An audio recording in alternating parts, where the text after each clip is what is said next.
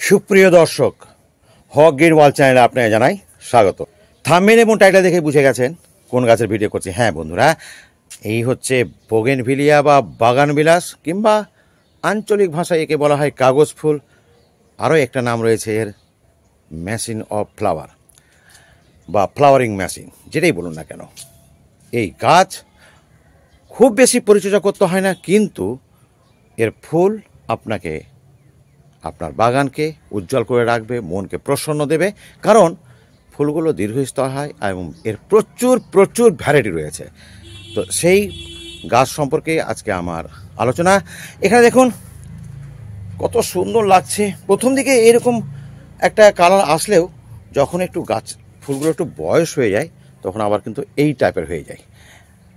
এই গাছের শাখা প্রশাখা কিন্তু প্রচুর ছড়িয়ে পড়ে, কিন্তু যদি এই টবের গাছকে যদি আপনি শাখা প্রশাখাকে ছড়িয়ে রাখেন তাহলে কিন্তু দৃষ্টি নন্দন খুব একটা হয় না। কারণ দু একটা ডাল আমি আপনাদের দেখাবার জন্য রেখেছি, তবে এগুলোকে আমি কেটে ফেলবো।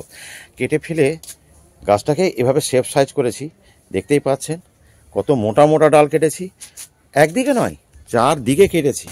আর যে প্রান্ত থেকে দেখবেন সেখান থেকে এর আপনার দৃষ্টিকে আকর্ষিত করবেই। যেই দিকের ডালগুলো আমি কাটিনি ইচ্ছা করেই, যে না কাটলে কীরকম লাগতো, কীরকম হতে পারে গাছটা, বা দেখতে কীরকম লাগবে ফুলগুলো, সেটাও দেখেছি। মনে হচ্ছে এটা ছড়িয়ে ছিটিয়ে আছে, হয়তো একটু নান্দনিকতা হারিয়েছে। যার জন্য আমি বলি ডাল কাটবেন, ডাল কেটেই আপনি লাগিয়ে দেবেন ফাঞ্জিসাইড। আমার কাছে কিন্তু বেশ কিছু কালারের এবং প্রচুর চারা রয়েছে, সেটা আমি পরে পরে দেখাচ্ছি। ভিডিওটা একটু দীর্ঘায়িত হবে, একবারে না পারলে দুবারে দেখবেন। খুব বেশি বড় হবে না, তবে কিছু তথ্য আপনাদের সামনে পরিবেশন করব, যেটা আপনি স্কিপ করে চলে গেলে হয়তো সেটা আপনার জানা থাকবে না। একদম শুরু থেকে নতুন বাগানিরা যাতে এইরকম গাছ করতে পারে তাদের জন্য থাকবে কিছু তথ্যবহুল এই আমার ভিডিওতে। তো বন্ধুরা, প্রথমে আমি যে টবের কথা বলি, না আমার মতো আপনারা প্লাস্টিকের টব নেবেন না। আমি ছাদ বাগান করি দোতলার উপরে, বলে কিছুটা যদি হালকা করতে পারি, যার জন্যই আমি নিয়েছি টবটা প্লাস্টিকের। সবচাইতে ভালো কিন্তু মাটির টব। আর গাছের সাইজ অনুযায়ী কিন্তু আপনি টব নেবেন। এই গাছটার বয়স আপনি দেখতেই পাচ্ছেন, এক মুঠো ধরতে হচ্ছে। তাহলে এটা যে 7-8 বছরের গাছ, যার জন্যে এই একটু বড়, মানে 14-15 ইঞ্চির একটা টব নিয়েছি। প্রথম দিকে এটা আমি 4 ইঞ্চি থেকে শুরু করি, সেটা আমি আপনাদের দেখাচ্ছি। মাটিটার বলি, মাটি করতে হবে একেবারে ওয়েল ড্রেনেজ, কারণ এই গাছ একেবারেই জল পছন্দ করে না বললেই চলে। এতটুকুই জল দেবো যেটুকু জল পেলে গাছটা শুধু বেঁচে থাকবে, যার জন্য মাটিটা ওয়েল ড্রেনেজ থাকবে। 30% আপনি মাটি নেবেন, আর 30% নেবেন আপনি কাকড় মিশ্রিত বালি, মোটা বালি যাকে বলি। 20% নেবেন কম্পোস্ট। বাকি আপনি অন্য অন্য কিছু, যেমন আপনার হয়তো অনেক সময় পাতা পচা সার দিতে পারেন, গোবর সার দিতে পারেন, হয়তো কম্পোস্টের পরিবর্তে দিতে পারেন, কিংবা হয়তো আপনি সিংকুচি বন্ডাস যখন গাছ বসাবেন তখন দিতে পারেন, বা প্রয়োজন মতো। কখন কী দিতে হবে সবটা একসঙ্গে বলা যাবে না, ঠিক ভিডিওগুলো দেখতে হবে কয়েকটা এর বোগেনভিলিয়ার উপর, তারপরে আপনি বুঝতে পারবেন। সব কিছু দিয়ে কিন্তু গাছ বসানো যায় না। গাছ পটিং করবেন, ফুল হলে কী দেবো সেটাই আজকে আলোচনা করব। তো মোটামুটি আপনি ওই যে বললাম মাটি, কম্পোস্ট, একটু বালি, আর যদি থাকে আপনার কাছে সিংকুচি বোন্ডাস ডিমখোল দিলে খুব ভালো হয়। এই গাছ বসিয়ে দেবেন, বসে দিয়ে ফুল আসবে। আমি এর আগে বলেছিলাম বর্ষাকালে কিন্তু গাছের ফুল না নিয়ে গাছের শেপ সাইজটাকে ঠিক করে নিতে হবে। আশা করি আপনারা আমার যারা ভিডিও দেখেন, নিয়মিত যারা ভিউয়ার্স রয়েছেন, তারা আশা করি আপনারা বর্ষায় গাছটার শেপ সাইজ ঠিক করে নিয়েছেন, কাটাই ছাঁটাই করে। কারণ গাছ ফুল দেবে এটা স্বাভাবিক, কিন্তু গাছের ফুল হওয়ার পরে যদি গাছকে যদি দৃষ্টিনন্দন না হয়ে ওঠে, দৃষ্টিকটু যদি হয়ে যায়, তাহলে কিন্তু ভালো লাগবে না।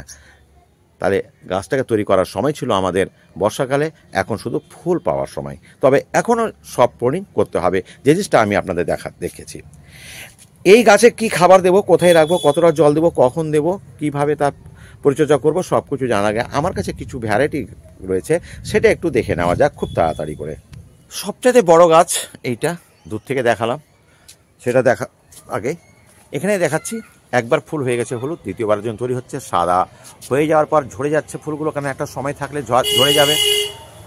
দেখুন কি, এটা একটু আলাদা ভ্যারাইটি, মানে পাতা এবং ফুল পাশাপাশি সহাবস্থান করে। এই হলুদটা একটা চারা করেছি, দেখুন এটা আলাদা, মানে সিংহাসনে গোলাপি হলেই যে একই রকম তা নয়, ভ্যারাইটি আলাদা আলাদা রয়েছে। প্রথমে আমি ছোট গাছগুলো দেখাচ্ছি, তারপরে ধীরে ধীরে চলে যাবো বড় গাছ। এই গাছটা কিন্তু ওই যে গাছটা দেখাচ্ছি তারই একটা চারা করেছি, দেখতেই পাচ্ছেন তার মতোই ফুল। এখানে রয়েছে একটা আলাদা, ওখানে একটা গাভা কালারের রয়েছে। এবার চলুন একটু বড় গাছগুলো দেখে নিই। একটা ওই দূরে রয়েছে, আমি সেখানে আর যাচ্ছি না, এছাড়া বাকি গাছগুলো দেখাবার চেষ্টা করছি। এই বেগুনি কালারটা কিন্তু সিঙ্গেল সিঙ্গেল পাপড়ি হয়ে হয়, এই হলুদটা কিন্তু আবার থোকা থোকা হয়। এটা দেখছেন খুব মিষ্টি কালার, কমলা কালার, সবই আলাদা আলাদা দেখতেই পাচ্ছেন। এইটা কিন্তু আবার একটু আলাদা, কিছুটা ফুল মূর্ছে গেছে, হয়তো কিছুটা নাম সৌন্দর্য হারিয়েছে। এইটা আবার একটু আলাদা, একটু থোকা টাইপের, আর এটা হচ্ছে হোয়াইট, একদম মিল্কি হোয়াইট। এবার চলুন যে গাছটা করছিলাম তার পাশে কিছু চারা গাছ দেখাবো। একদম ছায়াযুক্ত জায়গায় রেখেছি আমি, যে ডালগুলো কাটি সেগুলো এখানে বসিয়ে দিই। এবং দেখেন পাতা বেরোতে শুরু করেছে, মানে প্রত্যেক 80-90% গাছ পাতা ছেড়ে দিয়েছে। তবে এটা মোটামুটি 100টা বসালে 80টা হয়েই যায়। এইভাবে দেখতে পাচ্ছেন কত গাছ বসিয়েছি। আমি বন্ধুবান্ধবদের দেওয়া অনেক সময় দিয়ে থাকি, কারণ আমি তো শখের বাগানি। চলুন এরপরে চারা গাছ কীভাবে তৈরি করব। পাতা একটু বড় হয়ে গেলে এগুলো তো তুলে তুলে আমি গ্রোয়িং ব্যাগে ওইভাবে দিয়ে দিই। তারপরে এরকম 4 ইঞ্চির পটে বসিয়ে দিই, দেখতেই পাচ্ছেন। প্রথমেই যখন 4 ইঞ্চির পটে বসাবো তখন এগুলোকে একটু সেরিয়ে এলাকাতে রাখবো। এরকম ছোট ছোট জল খাওয়ার কাপগুলোতেও বসাতে পারি, এগুলোতেও বসিয়েছি। দেখুন অনেক বড় বড় গাছ হয়ে গেছে, আশা করি দেখতে পাচ্ছেন। ছোট ছোট গাছেই ফুল চলে এসছে, দেখতে পাচ্ছেন একদম মিষ্টি মিষ্টি কালার ছবি, দেখতেই পাচ্ছেন সব গাছ বসানো আছে। এই তারপরে এরকম বড় পটে রাখি, এগুলো তো ফুল আসার জন্য একেবারে তৈরি। আশা করি ফুলগুলো কুড়িগুলো দেখতে পাচ্ছেন, প্রত্যেকটা ডগাতেই কিন্তু কুড়ি আসার জন্য তৈরি হয়ে আছে, দেখতেই পাচ্ছেন সব। এরকম একটু বড় 8 ইঞ্চি পটে বসিয়েছি। তারপরে এর থেকে ফুল একবার হয়ে গেলে সেটাকে বড় টবে বসিয়ে। বছরে যে সময় আমরা টব চেঞ্জ করতে পারি, যে কোনো সময়, তবে সবচেয়ে ভালো সময়টা আপনারা জানেন সেপ্টেম্বর মাস এবং একটা হচ্ছে ফেব্রুয়ারি মাস। এই সময় টবটা চেঞ্জ করলে খুব ভালো হয়। এবার চলে আসবো আমরা এই ধরনের ফুল দিতে শুরু করলে আমরা কী ধরনের খাবার দেব। কারণ এইটা যে কোনো সময় যে কোনো খাবার দিলেই কিন্তু হয় না, খাবার নির্দিষ্ট সময়ে নির্দিষ্ট খাবারটা দিতে হয়, তাহলে কিন্তু গাছের সার্বিক ফুলটা পেয়ে যাবেন, আপনার কাঙ্ক্ষিত রেজাল্টের দিকে এগিয়ে যাবেন। চলুন খাবারটা কী দেবো সেটা নিয়ে আলোচনা করা যাক। দেখুন এখানে আমি দিয়েছি, যদি থাকলে দেবেন, না থাকলে কোনো ব্যাপার নাই। এটা দিয়েছি আমি বনডাস, সিংকুচি, নিমখোল। এই 3টা খাবার কিন্তু টবের গাছের জন্য সবচেয়ে উত্তম। এবার আমি এখানে দিয়েছি 2-3 চামচের মতো ডাস্ট করা সর্ষে খোল। ডাস্ট না থাকলে আপনি জলে ভিজিয়ে 4-5 দিন ভিজিয়ে তারপরে ছেঁকে সেটাকে দেবেন। আর একান্ত যদি আপনি রাসায়নিকভাবে করেন 10-26 2 চামচ মতো দেবো। এই খাবারটা কিন্তু আমি এখানে সরাসরি দিয়ে দেবো। তবে এর সঙ্গে আমি আর কি দেবো সেটা একটু বলে নেওয়া যাক। এই যে আপনারা এখানে দেখতে পাচ্ছেন যে কোনো কম্পোস্ট দেবেন। আমি এখানে একটা কম্পোস্ট অর্ধেকটা নিয়েছি, অর্ধেকটা নিয়েছি গোবর সার। আপনার কাছে যা থাকবে সেটা দেবেন। গাছ আগাছা থাকলে অবশ্যই আগাছা, শুকনো পাতা সবই পরিষ্কার করে নেবেন। করে নেওয়ার পরে যে খাবারগুলো দেখালাম এই খাবারটা এখানে এক জায়গায় ঢেলে দিলাম, সব এখানে করে দিলাম। এবার এখানে একটু ভালো করে মিক্স করে দিলাম। আপনি আগেও মিক্স করতে পারেন, করে দিয়ে চারদিকে আমি ছড়িয়ে দিলাম। এই যে ছড়িয়ে দিয়ে এইবার এই যে আপনার নিড়ানি যে আছে, নিড়ানি দিয়ে আপনি মাটিটাকে আলগা করে মাটির সঙ্গে মিক্স করে দেবেন। মনে রাখবেন এই গাছের একদম গাছের গোড়ার দিকে খোঁড়ার কোনো দরকার নেই। এই গাছ মাটি খোঁড়াখুড়ি একদম পছন্দ করে না, এই কথাটা মাথায় রাখবেন। এবার অনেকে বলে যে আমার কাছে তো পটাশ জাতীয় খাবার নেই, লাল পটাশ দেবো কিনা। আপনি দিতেই পারেন, এই গাছে লাল পটাশ দিলে কোনো অসুবিধা নেই। আমাকে একজন জ্ঞান দিয়েছিল, একজন ইউটিউবার, জানি না উনি কেন এই কথা বলেছিলেন সেটা আলাদা। যদি একান্তই আপনার কাছে ব্যবস্থা থাকে, সবচাইতে উত্তম হচ্ছে এই যে 0050 NPK, যেটা পটাশিয়াম সালফেট। এটা খুবই ভালো, এতে লবণ থাকে না, লাল পটাশের লবণ থাকে, এটুকুই যা তফাৎ। এবার যদি কেউ মনে করে আমি রাসায়নিক খাবার একেবারেও দেবো না, আপনি পেঁয়াজের খোসা ভেজানো জল যেটা আছে, পেঁয়াজের খোসা ভেজানো জল এইভাবে একটু 1 কাপ 2 কাপ করে 10 দিনে একবার দিয়ে দেবেন। এবার গাছে যেটা জল লাগে সেই জলটা কেমন দেবো এটাও একটু দেখে নেওয়া যাক। দেখুন বন্ধুরা, অর্গানিক করলেও অর্গানিক খাবার কিন্তু আমরা বেশি গাছ যাদের থাকে তাদের পক্ষে সম্ভব হয় না। তো আমি কিচেন ওয়েস্ট থেকে, এই দেখতেই পাচ্ছেন সবই যত কিচেন ওয়েস্ট হয়, তো আমি এরকম একটা বস্তাতে ভরে একটা বড় পাত্রে এটা ডুবে রাখি। তাহলে জলটা আমার ছেঁকে নেওয়ার প্রয়োজন হয় না। এখান থেকে জলটা তুলে তুলে আমি সব গাছে প্লেন জল মিশিয়ে ব্যবহার করি। আমি এই গাছেও কিন্তু ওই ধরনের জল অবশ্যই প্রতিবারই না দিলেও মাসে অন্ততপক্ষে দুবার তো অবশ্যই দিই। কিচেন ওয়েস্ট থেকে যে লিকুইড তৈরি করি আমি খাবারটা, এখানে যেমন 1 মগ নিয়ে এসেছি, 1 লিটার একদম পূর্ণভাবে দিয়ে দিলাম। যেহেতু খাবার দেয় এত জল দিতে হয় না, কিন্তু যেহেতু খাবার দিলাম, খাবারটা ডিকম্পোস্ট তাড়াতাড়ি হবে, গাছ সংগ্রহ করবে, গাছ রেজাল্ট দেবে। আচ্ছা, শেষ যে কথাটা বলবো, রোগ পোকার কথাটা। এই গাছে তেমন কোনো রোগ পোকা হয় না এখন পর্যন্ত আমি দেখিনি। তবে যদি মনের স্যাটিসফ্যাকশানের জন্য আপনি 15 দিনে একবার নিম অয়েল করবেন, অন্য কোনো কীটনাশক করার দরকার নেই।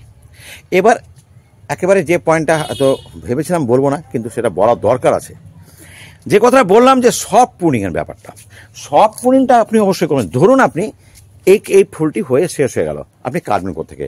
আমি যেহেতু এই ডালটাকে এই জায়গায় কেটেছি, তাহলে এর সমান করে ঠিক এরকম জায়গাতে আমি কেটে দেবো, এরকম জায়গাতে কাটবো। আচ্ছা, আর কি ধরনের প্রুনিং হবে? যেমন এই ডালটাতে ফুল হয়ে শেষ হয়ে গেছে, তাহলে কি আমি একদম ডগাতে কাটবো? না, একটু নিচের দিক থেকে, কারণ এই অংশটা সবুজ হয়ে আছে, তাহলে এই অংশটা সবুজ হয়ে, মানে এখান থেকে শাখা খুব একটা তাড়াতাড়ি বেরোবে না, একটু পুরাতন বাদামি বর্ণ আছে, ঠিক ঠিক এরকম জায়গাতে কাটবো। যেমন এইটা ফুল হয়ে শেষ হয়ে গেছে, তাহলে আমি এখানে কাটবো না, এইরকম জায়গা, ডগাতে নয়, একদম এরকম তলার দিক থেকে একটু বয়স্ক হয়ে গেছে সেখানে কাটবো। এইভাবে কাটবেন। আর অবশ্যই গাছটিকে রোদে রাখবেন। এর টেম্পারেচার কত হয়েছে সেটা ভেবে নেন। শীতকাল তো অবশ্যই, এমনকি গ্রীষ্মকালও একে রোদে রাখবেন, কোনো অসুবিধা নেই। তো বন্ধুরা, আজ এতটুকুই। আমি একটু আগেই বলেছিলাম যে ভিডিওটা একটুখানি বড় হবে, তো যাই হোক, এই 12 মিনিটের মধ্যেই আমি এটাকে শেষ করার ভাবনা নিয়েছিলাম। মোটামুটি প্রায় 12 মিনিট হয়ে যাচ্ছে। তো যারা এখনও আমার চ্যানেলটিকে সাবস্ক্রাইব করেনি, সাবস্ক্রাইব করবেন। এরকম তথ্যবহুল ভিডিও মাঝে মাঝেই পাবেন, এবং প্রত্যেক দিন দুপুর 1টায় ভিন্ন ভিন্ন গাছের আপনি ভিডিও পেয়ে যাবেন। আজ এখানে শেষ করছি। ভালো থাকুন, সুস্থ থাকুন, ধন্যবাদ।